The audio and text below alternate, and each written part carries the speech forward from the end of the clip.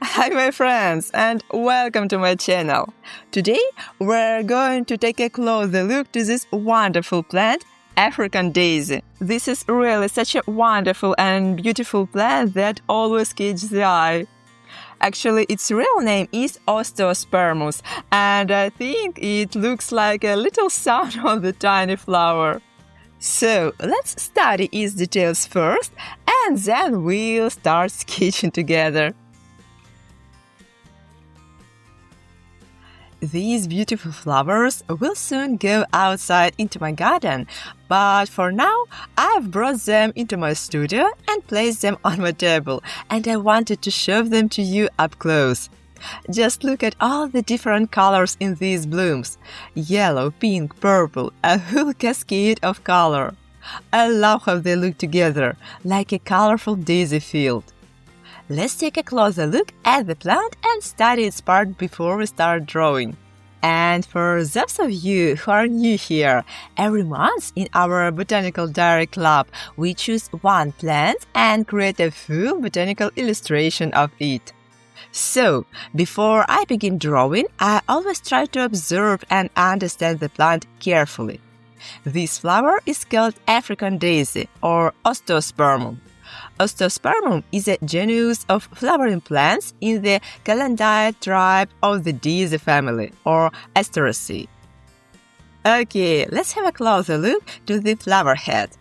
Just like other daisies, this plant has many flowers grouped together in a single head.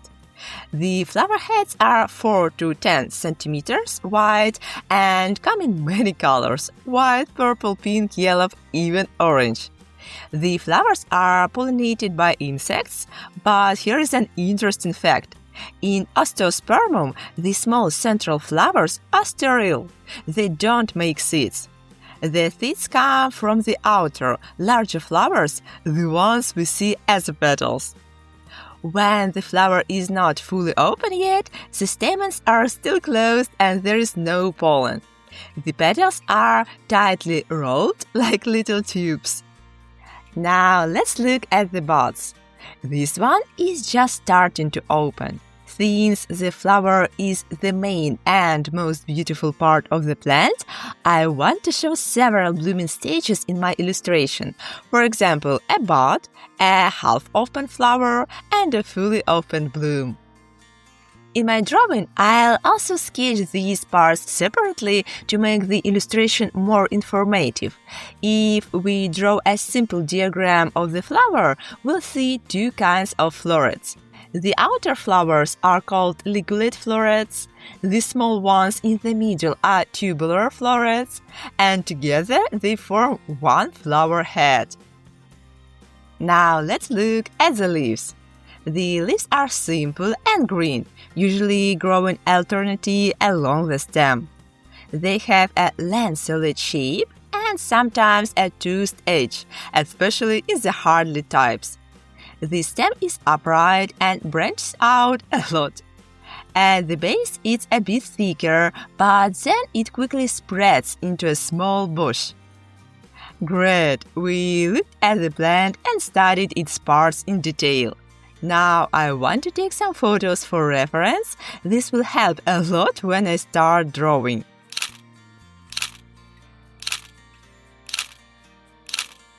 Let's draw!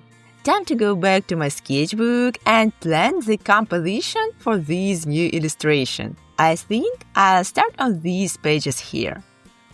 I'm all set. I have the real plant in front of me and some close-up photos beside it. This helps me keep everything accurate and true to life. First, I begin with the sketch, just the basic shapes of flowers, leaves, and buds. In the next videos, I'll show you step by step how this turns into a full botanical illustration.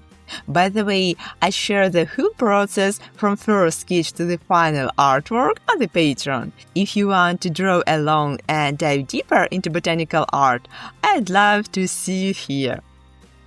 You'll also get access to reference photos, behind-the-scenes materials, and my favorite botanical tips. That's it for today. See you soon and happy drawing! Bye bye!